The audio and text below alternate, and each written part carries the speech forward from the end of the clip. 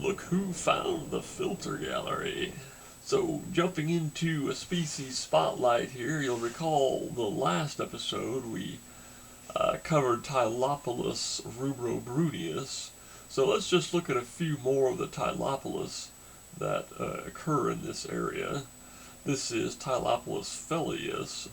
Common name is the bitter bolete. I've never done the taste test on this one, but it is, judging by the name, quite bitter. It does produce a reddish-brown staining reaction where it's been bruised or cut. Now, one of the distinguishing features of this mushroom is the reticulation pattern on the stem, which most Tylopilus don't have. Here you can see, here it's turned darker in a little bit older specimen. You can see it quite well. This Tylopilus does get the pinkish pore layer sometimes in maturity. The fruiting bodies appear in late summer.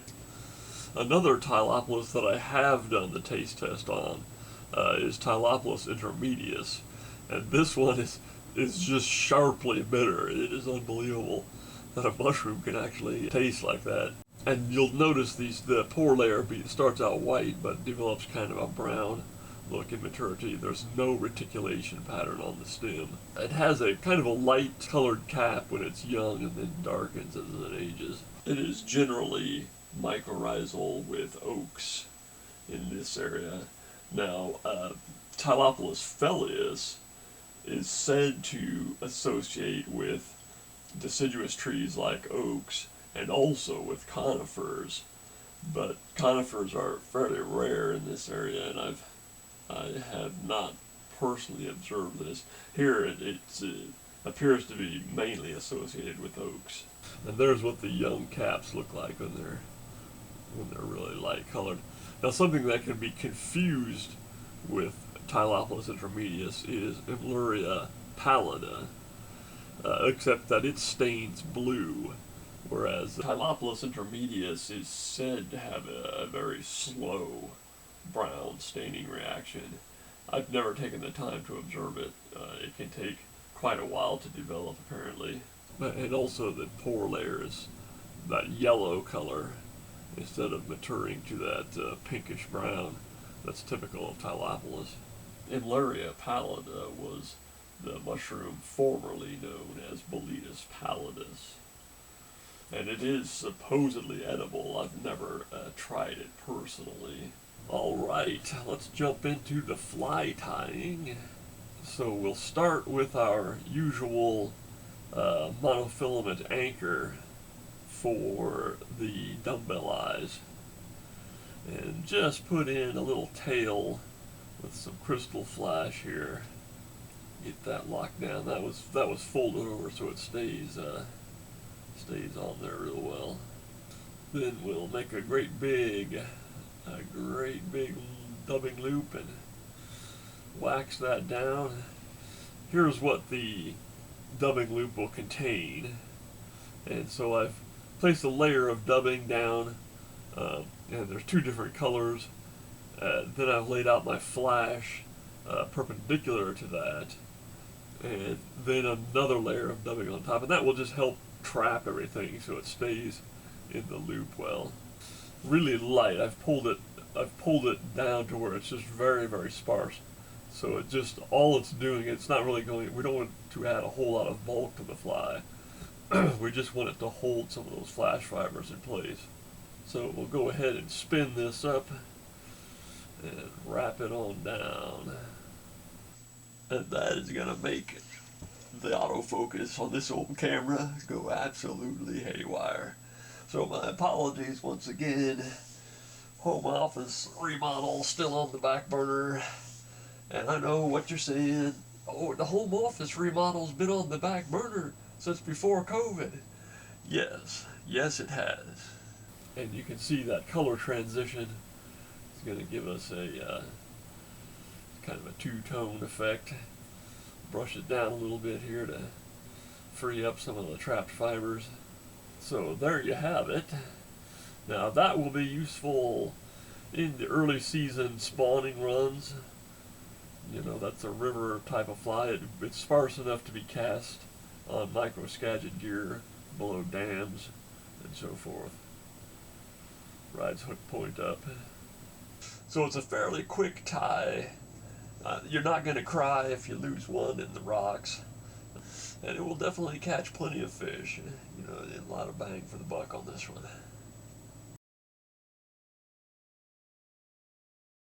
Alright, so on to the digital painting. I decided that the fence in the foreground just was not working. I'd kind of roughed it up, you know, and tried this and that with it, but just didn't like the look of it, so we're taking the fence out in the foreground and just kind of leaving it in the background. So that means that I'm going to have to reposition the human figure at least.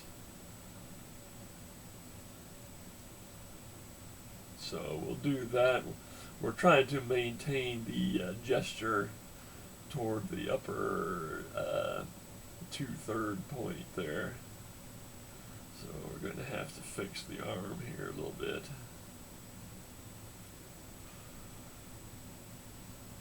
So with that done, we'll re-sketch the figure.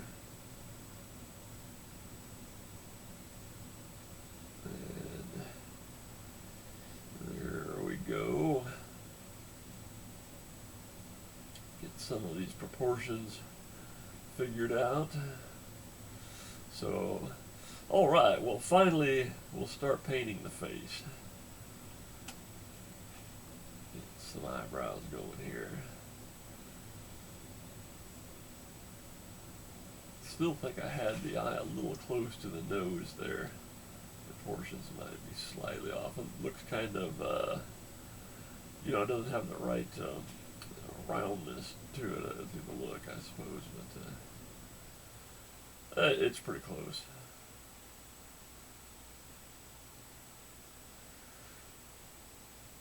And so the face is backlit here, so the majority of the face is going to be in shadow, but we'll just add a few highlights creeping around the edge of the face to give that illusion that it's a round object first and foremost, and you know, to bring a little bit of that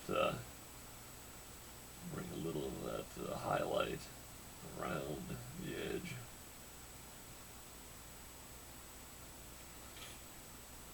Okay, so get this ear straightened up here.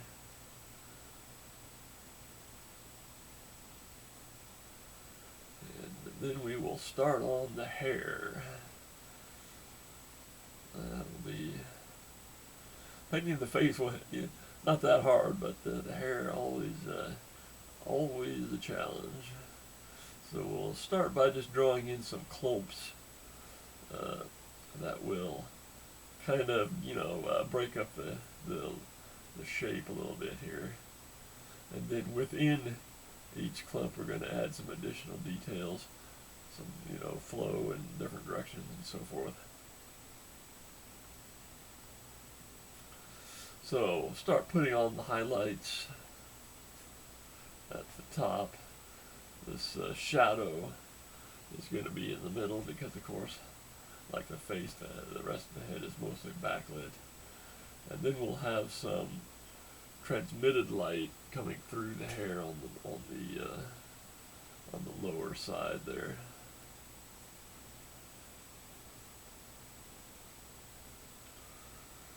So then we'll take the mixer tool once it's established all those details and so forth. I'll take the mixer tool and begin blending it, softening it out. I mean, the general approach I take to it is, you know, have most of it soft, and then just a few details that are crisp. We ran into a little trouble there. There was some of the layer that actually wasn't painted on yet, and I didn't want to use the all layers with the mixer brush this time around. So, because it leaves some weird artifacts that, you know, if I need to move the figure again or something like that, that can be kind of difficult to deal with. So we're just going to have to grab some of that hair color and paint that in, and we'll hit it with the dodge tool to flare up that highlight.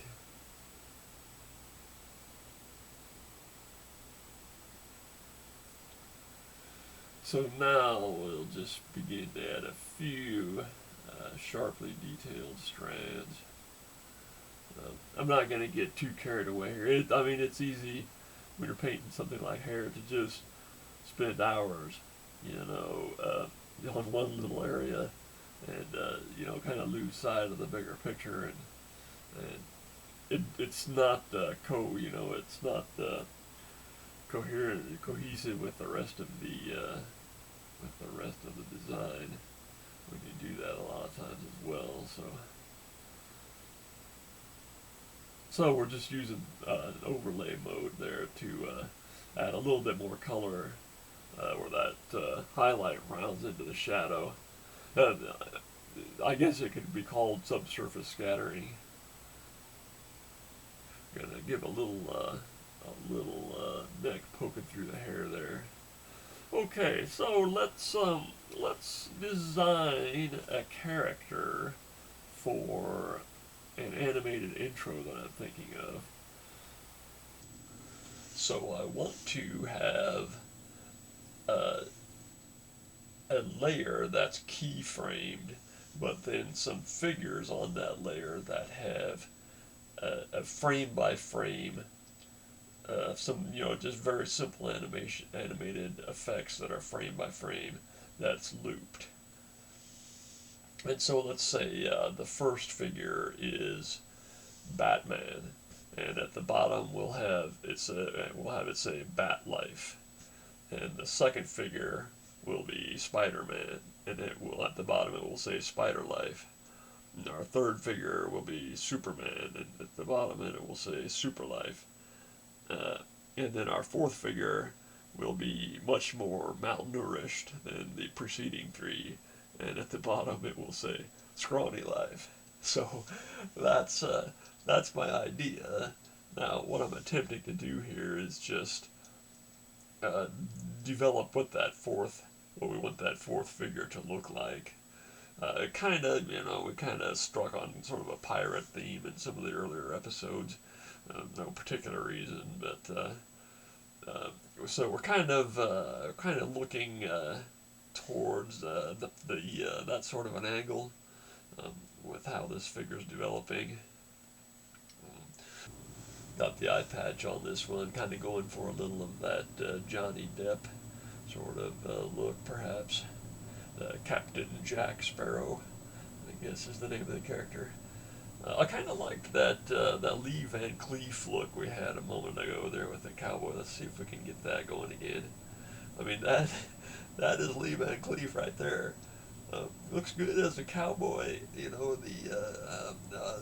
Western type of look. I'm not sure it actually works as a pirate. Maybe play around with that a little bit later. I think maybe the Johnny Depp character is our best bet for right now. Alright, so I've got it sketched out a bit more of what the character is going to look like. And so let's start putting in the final drawing here. And we're going to keep the line style real simple here, and the shading really, really simplified. So just a heavy black outline around everything so I can drop the color in real quick. And probably we would just have a 50% shading.